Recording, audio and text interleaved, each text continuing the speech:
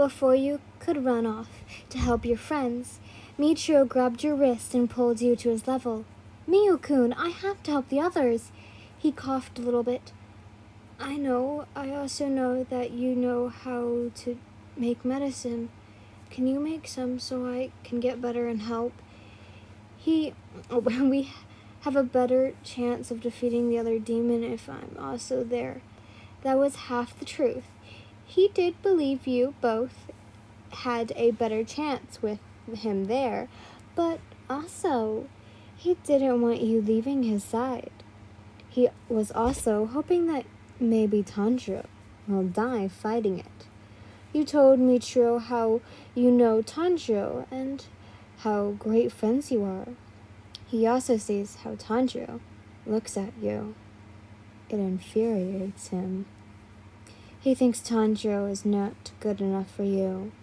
Him, on the other hand, thinks he's perfect. Out of all the Hashira, you and him are actually quite close. He's the second Hashira that's closest to you, the first being a tie between Shinobu and Giyu. With the logic he gave, it did make sense for him to also be there to help. You pulled out a little smile of small notes that you carried in your hori for more complex medicines and medicines you haven't fully memorized. You started carefully mixing the ingredients. Like the notes say, one was made to put on his wounds and the other was for him to drink. It started to show good results, mostly instantly since he was actually able to sit up now. As soon as Michio was able to stand on his 2 feet, it was near sunrise, so Hentenku might try to flee. But you two wouldn't let Hentenku escape, even though you thought of Hentenku as a friend.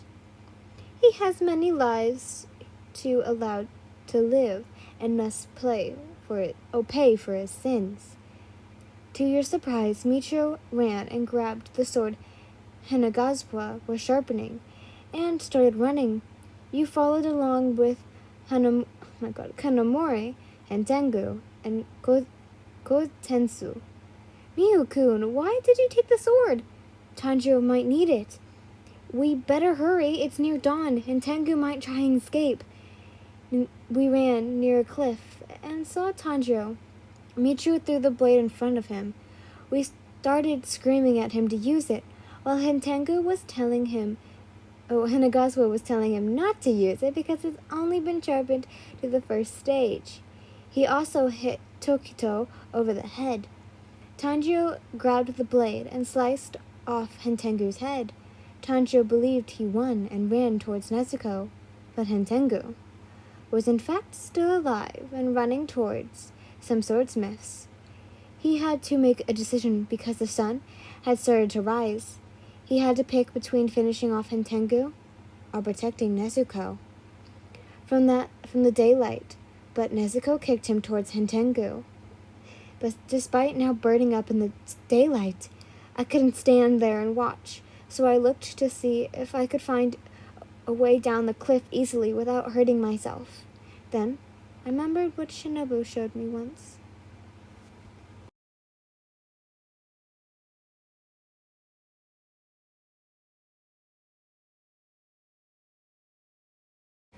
I was walking around the butterfly estate to ask Shinobu if we could have tea, but then I heard a sound of flapping, and I looked to see Shinobu jumping down, flapping her ori as if she were flying.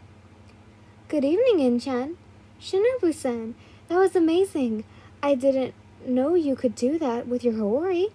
She giggled. Oh, since my hori is a little bigger on me, I've learned to kind of glide with it, especially when there's a big breeze.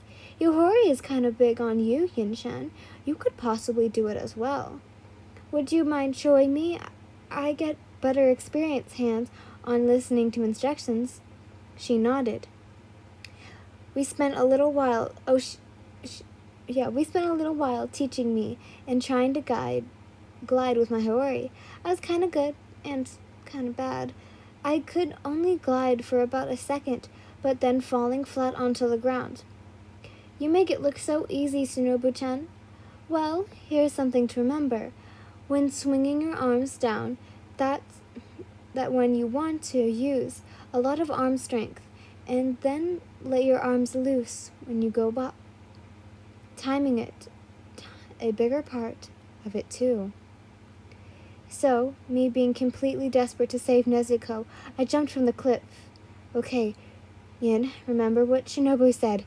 I started flapping my hori a lot, since I was falling, but I started slowing down.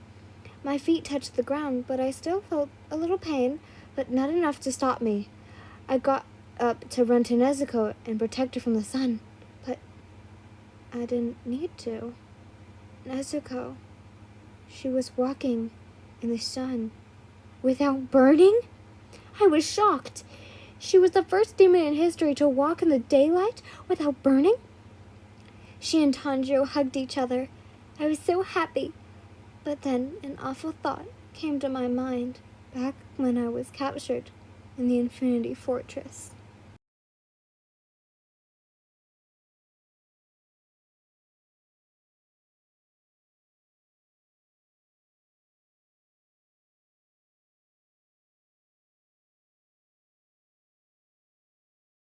Muzan was once again in my room, trying to convince me to become a demon, telling me how perfect I will be.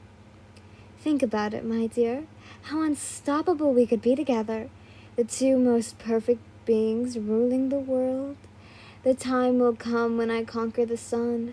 Then nothing will be in my way, and I would absolutely love it if you were there right beside me, ruling with me throughout the ages. I somehow gathered the courage to ask, do you even know if demons can conquer the sun? What if it's impossible? He chuckled and put his head on top of mine, while wrapping his arms around me. I wanted to get out of his grasp, but what good could I do? He would kill me any second if he wanted to. So I'll just bear it for now. There's two ways. I find the flower called the blue spider lily and figure out how to use it to make it so I can walk in the sun. And the other way? He could consume a demon that has conquered the sun. Knowing this hit me like a truck when I realized now this is going to change our world completely. Nezuko is going to be the main factor for saving or, oh my god, extinction of mankind. Muzan can sense every demon that he has created, so now he knows that there's a demon who can walk in the sun. No doubt he's going to do everything possible to try and get her. But for now, I'm going to help Tanjiro and Nezuko enjoy this. I went over to join them for the hug. Nezuko, Tanjiro, I'm so glad you two are okay.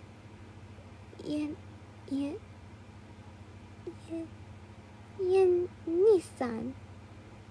I felt that, but who cares? I made it cute either way. In the moment, I just burst into tears. She thinks of me as a sister? This made me so happy beyond belief.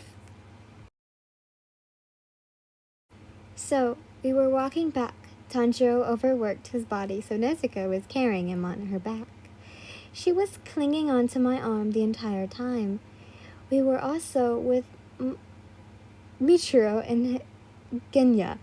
As we all were walking, I felt a familiar presence, and I looked to see where it was coming. Then I saw Mitsuri. Mitsuri-san!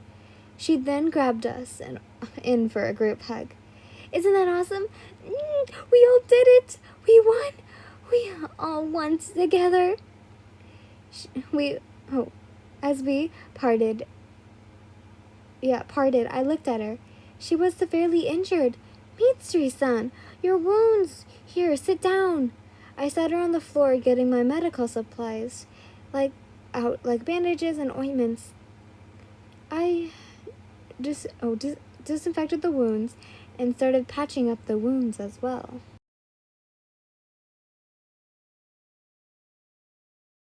As we were leaving, I went to get my vase. I didn't want to forget it. The others went to the butterfly estate, while I went to my estate, saying I'll meet them at the butterfly estate later. I got back and put my vase somewhere where it looked nice but wouldn't fall on the floor and shatter. Then I went into my garden and picked out some flowers. The flowers can be whatever you want. Then I came back inside and put them in the vase. After I filled it up with some water, I looked at it and smiled. Even though he was a demon and did a lot of bad things, I think his final moments I saw the good in him that was very deep inside him. I think everyone, even demons, can be better if they just try.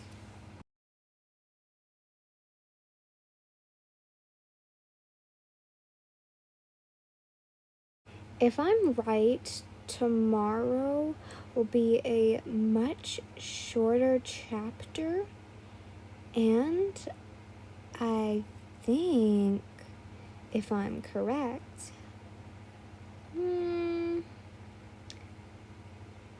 I'm just looking through it right now. But soon, maybe, possibly, maybe we'll have an upper moon at our doorstep. Who knows?